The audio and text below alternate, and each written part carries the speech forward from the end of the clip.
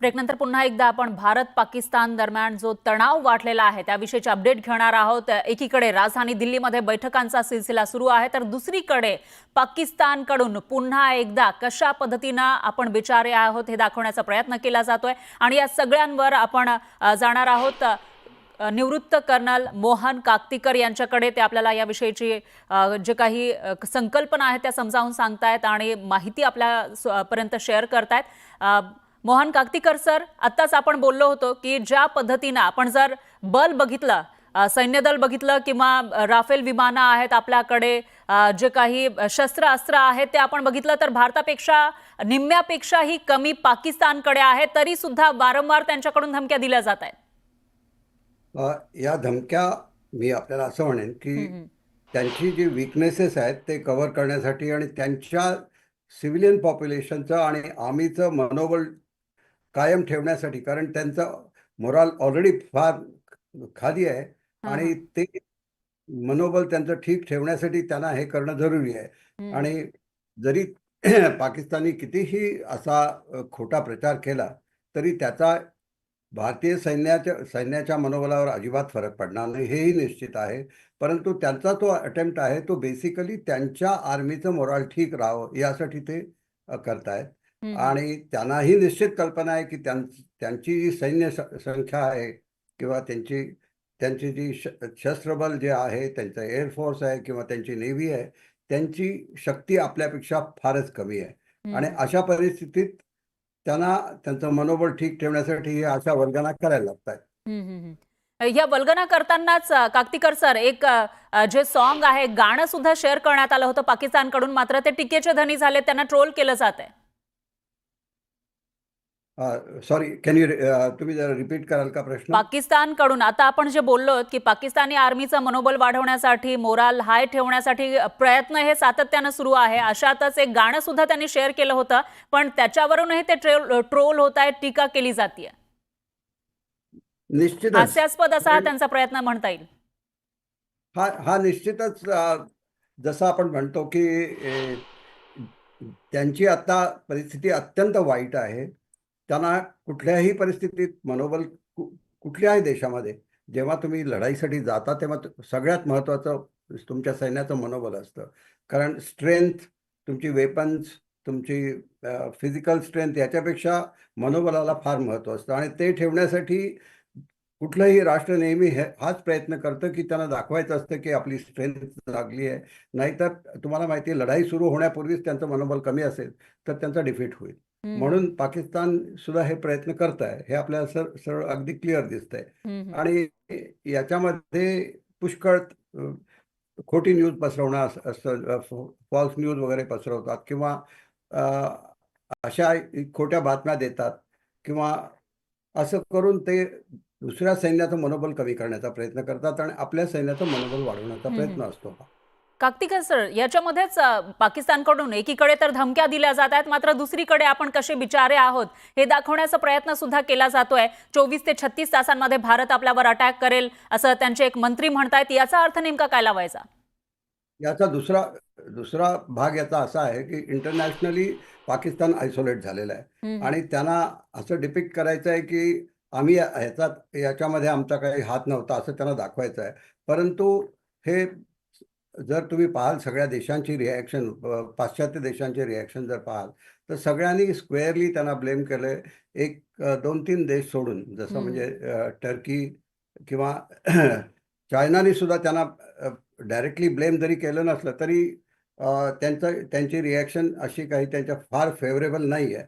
तर त्या दृष्टीने त्यांना हा प्रयत्न करणं जरुरी आहे की सगळ्यांना दाखवून द्यायचं की आमचा ह्याच्यामध्ये हात नाही आहे। परंतु त्याच्यामध्ये त्यांना फार सक्सेस मिळेल असं मला वाटत नाही।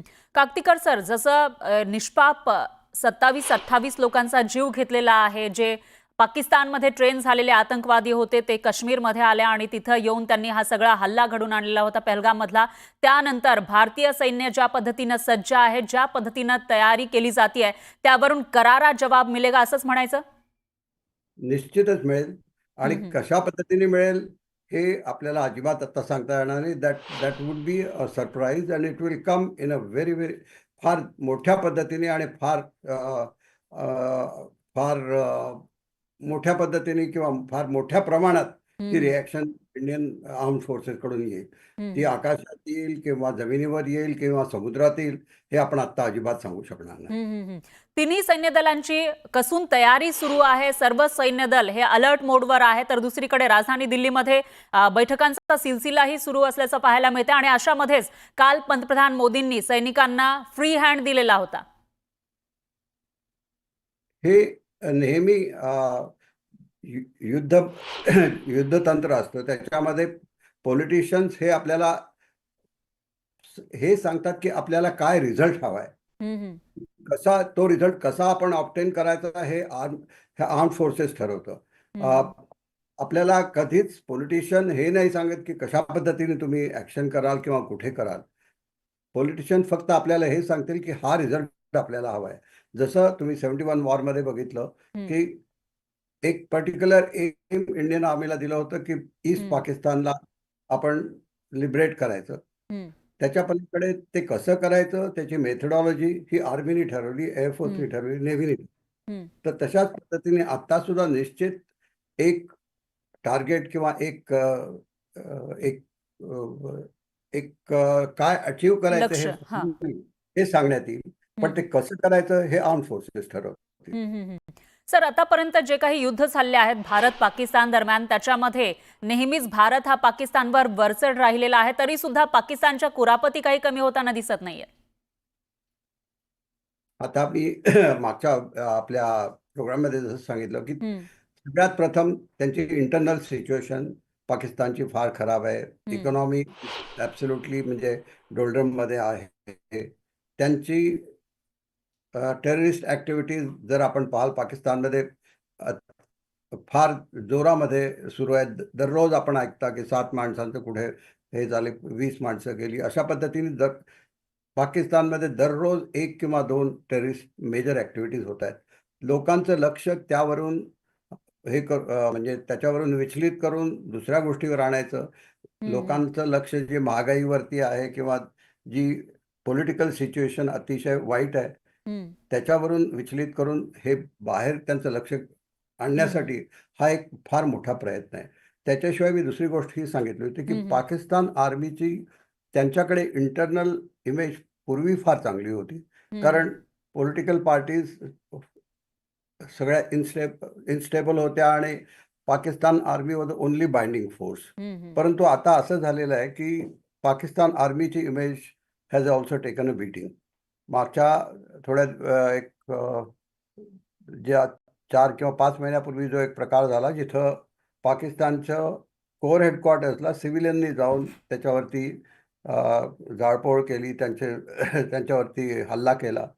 तर याच्याने हे सगळं क्लिअर होतं की पाकिस्तानची जी पब्लिक आहे तीही आर्मीवरती नाराज आहे आणि ते त्यांना काही करून आपली प्रतिमा परत उजळ करण्यासाठी काहीतरी असा प्रयत्न असा करायचा आहे की हम्म, काहीतरी लढाईचं वातावरण निर्माण झालं. असं झालं की नॉर्मली देश सहसा आर्मीच्या मागे उभा राहतो. तर हम्म, प्रॉब्ली त्यांची ती एक आयडिया असावी. निश्चितच. काकतीकर सर, धन्यवाद. तुम्ही न्यूज 18 लोकमतशी बोललात त्याबद्दल. तर